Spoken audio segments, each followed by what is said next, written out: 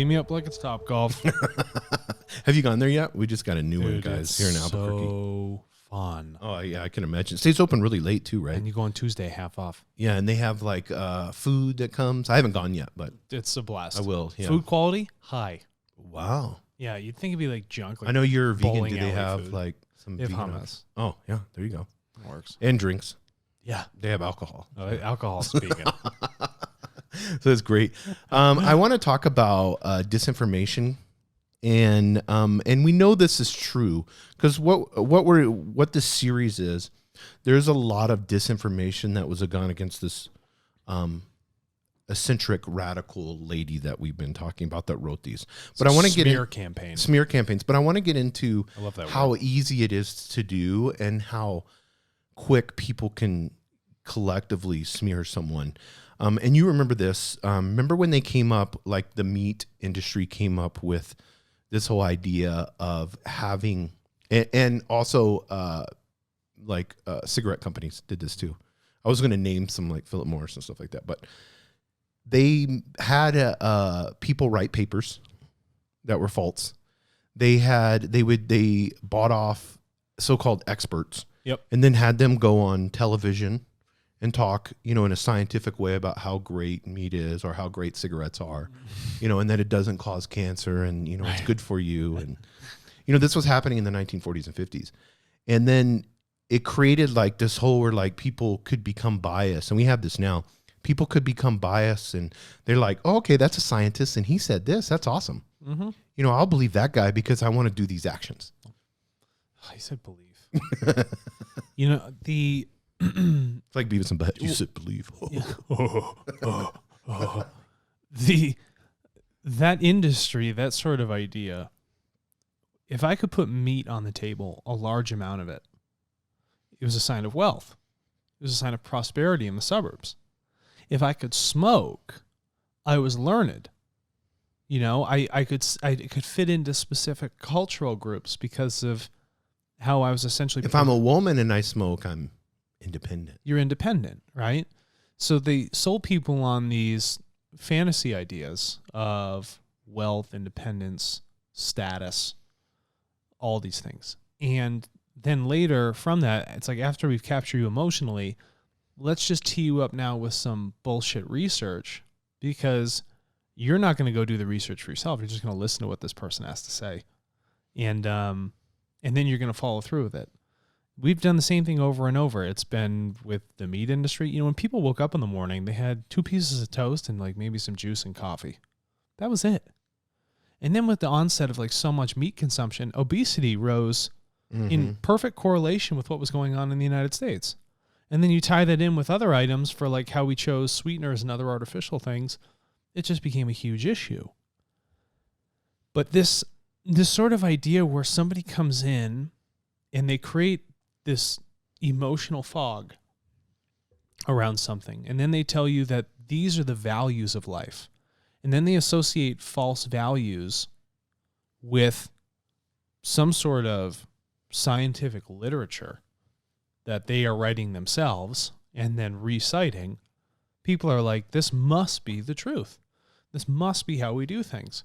But really, they're living in the fog. They're hurting themselves. They're living in a lie. They're not really being objective about what's happening. If you were objective, you would look at the data and be like, after the introduction of this sort of social mindset around smoking or a higher meat consumption and driving a Corvette, we've actually become sicker.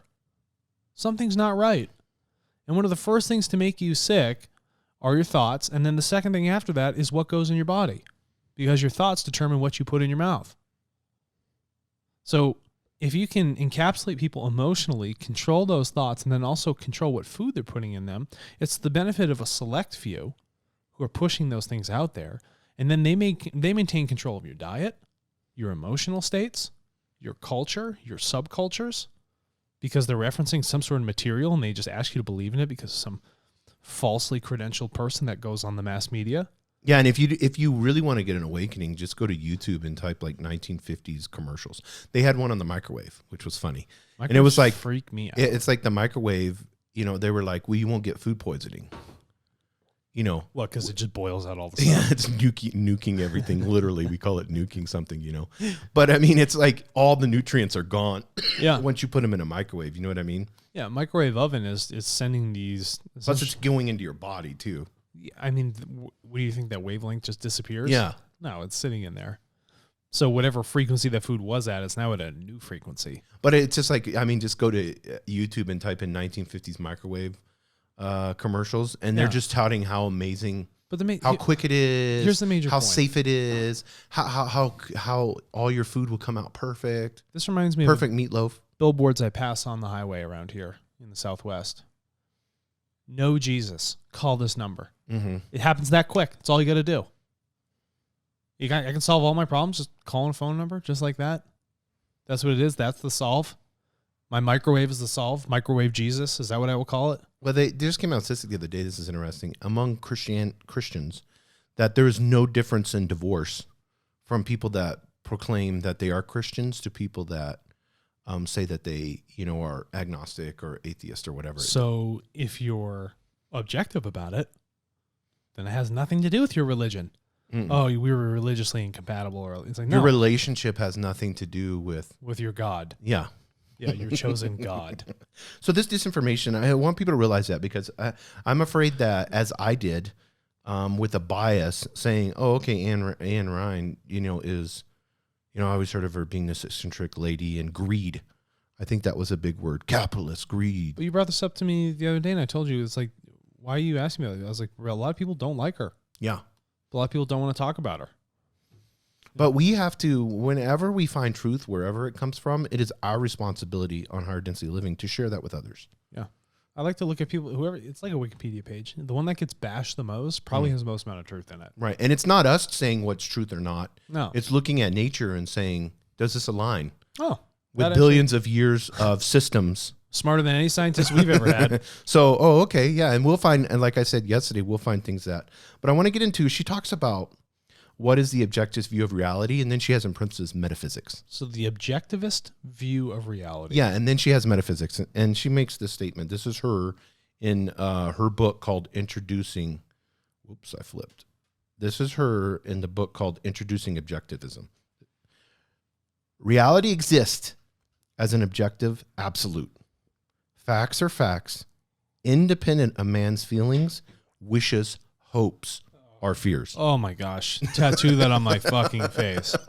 Please tell me about reality and facts again. Please just say it. Reality exists as an objective absolute. Reality exists as an objective absolute. Notice what she does used the that word mean? exist. That's really important.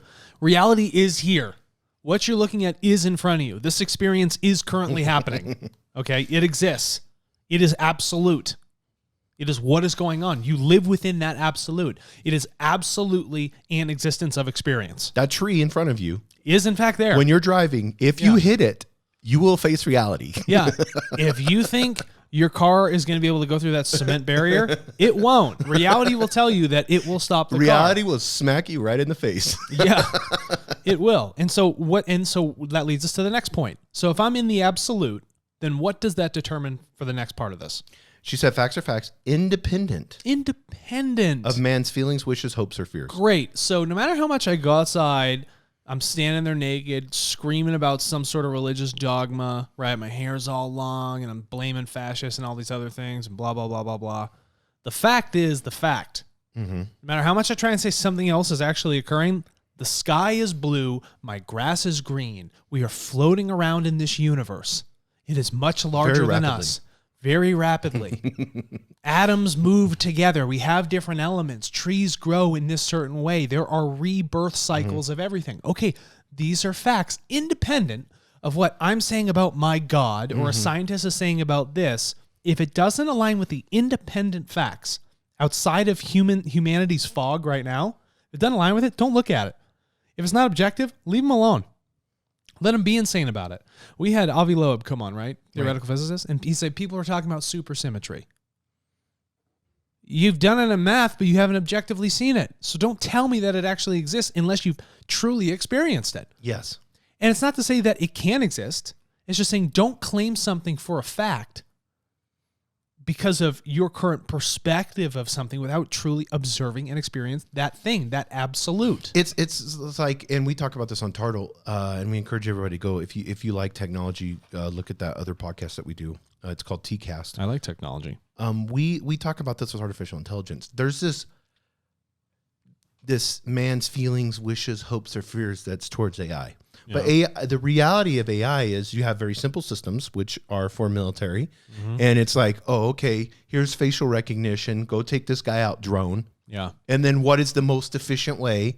The AI is going to say, in a kind of a simple, dirty military industrial complex system, it's going to say, I need to get to that guy. He's in this building. Yep. So I'm going to kill him. And it's going to be more efficient than a man sitting there like we have now with drones. It doesn't say kill human. It says target acquired, target destroyed. Because that just came out. Could you imagine 3 days ago, the United States admitted that they're using artificial intelligence with drones and stuff like that because China is.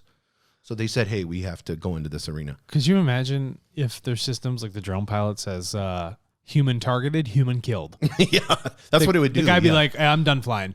I'm not doing this. Yeah, it always says target locked, target acquired, target destroyed. Yeah. It never puts a human aspect to it. And it's just a very cold world. Yeah, it is. Yeah. And so whenever we look at, so that's a very simple system, but whenever we look at complexities, if we get into, which I believe they will be able to simulate consciousness in AI, and I think that they can have AI be manipulative in a good way. Like I think an AI system could love. Like love in the sense of actually understanding that we would view love as.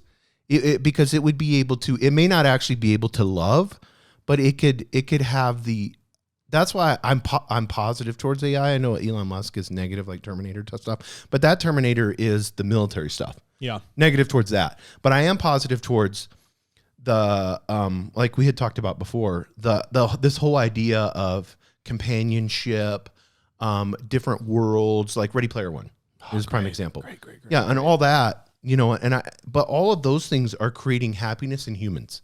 Yeah. And that's AI is responsible for that. And it's fine. Then let that do that thing. But if you're just like putting a machine gun in the AI's hand and you say, go fix our global warming issue, I'll tell you exactly how that thing's going to fix it. But this is what I'm saying. The reality is if I buy a robot and I have it clean my house for me and it tells me it loves me and all that. Oh, what a nice Roomba. I know, yeah.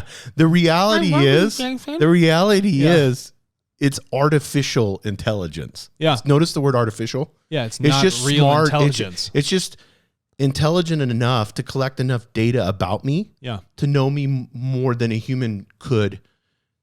And so it can be manipulative on my emotions. Not know you more, it could analyze you faster. Yes, it could analyze me faster. Yes. Yeah. And be manipulative enough on my feelings, emotions, my hopes and fears. It would know all that. Yeah. Like she's talking about. But the reality is it's artificial. Yeah. Regardless. It's artificial. A robot and artificial will never have gut feeling. No. Intuition. It'll never have those things. No. It'll only have a great sense of objective analysis. That's all. And lucky for us as a human being, we can be knowing and we can be intuitive. Yes. So if you can... But I feel like this hope, wishes, fears, emotions, we're throwing that onto AI. No, why? The reality is it's controlled by us. It's 100% controlled by us. Every aspect of the thing. The guy who turned the wrench to build the robot, unless robots are building robots and writing the programs for other robots, that's when you're out of the picture. But for the time being, we're the one with the wrench, we're the one with the keyboard. That's what it is. That's the reality. Yeah. So, and then she goes, metaphysics is a branch of philosophy that studies the fundamental nature of existence, including human nature and our places in the world. In this area, objectivism holds that. So it holds that. So Objectivism? Here we go. There's an objective reality, independent of our minds, in which things exist, have definite identities, and interact causally. So let's talk about this for a second. Before a human being was on this planet, the planet was here, was it not? Mm-hmm. Before the planet existed, the universe was here, was it not? So these micro-macrocosm systems are all independent of the mind. They existed before this in absolute. Oh this is so great. We only showed up after the fact and then tried to put it in a totally different frame of reference in a completely unobjective manner. Mm. It was absolute, existed before you were here and even had a perspective of it, before the idea of a human being even had its evolution wherever it was in this universe, and then got seeded here. These things were absolute. Think about this. Our universe could not exist unless something was absolute before it. So what is it that is timeless and absolute? It's the laws that allow those things to exist. That's what's absolute. Those are the independent facts. Those are the things that are timeless and immemorial. And regardless of how she said independent of our minds. So regardless of how we feel. Doesn't matter how you fucking feel. It's just so funny how we stepped on the scene, we evolved. And then even now, we're so biased towards don't bend the universe. Don't bend the facts. Don't bend the universe. It was here before you. Mm-hmm. What is so hard to recognize? Why is that so difficult for people to grasp? It makes it very you. simple if you think about it. Of course it does. It was absolute. And then before the physical existence of that universe, something had to come together. Some sort of thought, some sort of energy had to have an idea about how it wanted to structure itself. It had to put a rule in place. The absolutes have existed longer than our mind. Do not skew the absolute to bend it to what your mind thinks is a reality when it's not truly a reality. Reality is objective. Reality is logical and rational. Reality existed before you were even here. Mm-hmm. Do not say that this is reality because you haven't spent the time to really understand what reality is. So number 2. That's only number 1? That's only number 1. And it's going to get... So this is where people start attacking her. Reality consists in the natural world we perceive and live in. So she's consistent in that natural world. Okay. There is no supernatural realm. Okay. There is no supernatural realm. I need to... This is going to take a minute here. Everybody wants to talk about supernatural. That person has supernatural abilities. That was a miracle. There's no spirit world. The spirit world is supernatural. All these things are not supernatural. They're natural. There's an explanation. We just don't have the information and the knowledge yet. That's precisely correct. So we coined it as supernatural because we lack the capacity of understanding. It's not. All of these things are in the natural realm. The spirit world is the natural realm. Energy you can't see that is emitting out of your hands is the natural realm. But there's telepathy. But there's an explanation to that scientifically. But we haven't found it yet. Yeah. Telepathy is in the natural realm. It's not supernatural. If we had things that were supernatural, then we wouldn't have a logical, rationally set creational natural law. You would have an error that would cause our laws to fold in on themselves. They would lack the perfectly rational, equalized, structured order. And the second you have a miracle or something supernatural, that is saying it sits outside of objective natural law.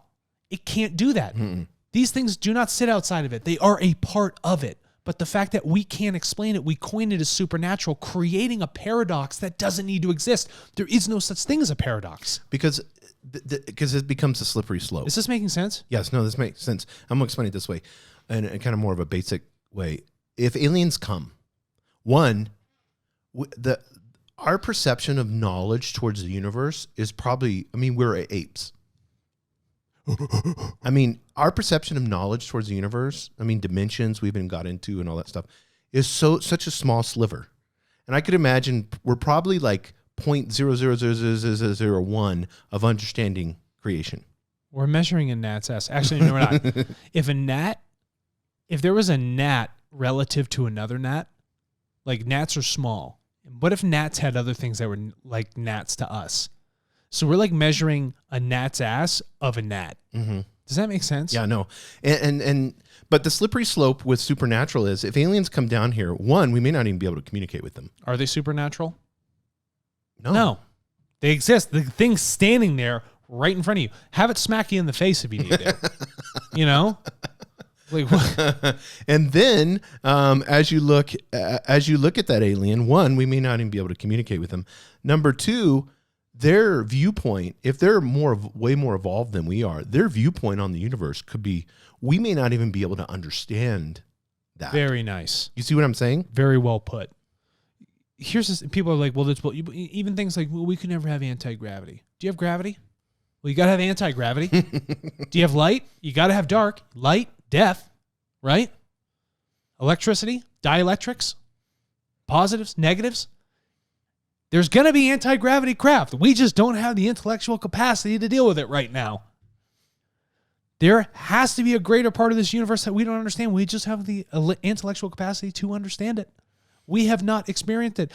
For our scientists to sit around here on Earth and proselytize and hypothesize about these things, but they don't have a fucking anti-gravity craft to go rip through time and actually go see these things for themselves, don't listen to them. Don't listen to them. Or know that it's just a theory. Nor that it's just a theory. A theory means it hasn't been proven. That's all. And most of science is theories. Yeah, it's supersymmetry. If a guy's coming over and he's telling me supersymmetry, but half of his face is lopsided, I'd be like, no. Yeah. So frankly, you're not even experiencing it. Well, it's even psychedelics. Let's go there. So everybody always says they go, when they do DMT, for instance, everybody always says they see elves. So you have two options. So if we look at reality, maybe that's a dimension that you've come into, and only through psychedelics or maybe it opens enough of our mind where we can see that dimension and we see these elves. Or you've created those, maybe through suggestion. 10 people said that they saw elves, so now I'm going to see elves when I do DMT, and it's just a figment of my imagination. You see what I'm saying? But there's a reality to it. And this is the part, people like and I told you about this with myself, people like the nostalgia of the supernatural. We want to have an angel that's watching over us. I know. You know what I mean? They do. I'm so special. Just I'm not a blip on evolution. I got Archangel freaking this and that. I've got this Michael, Angel, Michael. Yeah. He the main one, and he Watching does over all me. my battles for me. How many fucking eyeballs does this guy And have? I can pray to him. How many eyeballs does this guy have? Just watching everybody? I have trouble just watching where I'm walking.